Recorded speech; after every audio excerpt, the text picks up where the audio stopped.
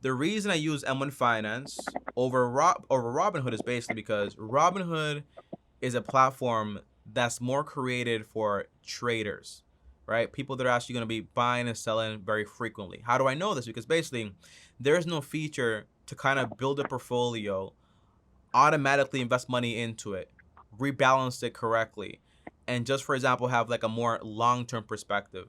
As far as, for example, what's more valuable, it doesn't matter, right? But what's more convenient is M1 Finance. And for example, if you're gonna do like the 401k, it's okay to do that with Vanguard directly, or for example with Fidelity. But they're all just brokerages. The con of basically using, for example, Robinhood is that if you're trying to invest the way I invest, right, which is into like 7 ETFs, and all of them have different percentages, right? So one of them is like 38%, another one's like 16%, 10%, all this stuff, right? The problem is when you're doing Robinhood, you have to manually figure out exactly how much to buy of each company. Does that make sense?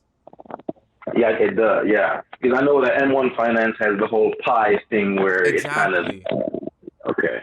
So it's more All right. automated. I mean, I get what you mean.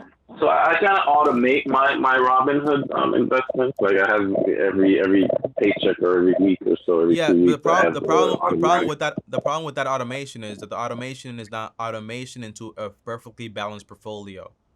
That's the difference. Yeah. Does that make sense? You've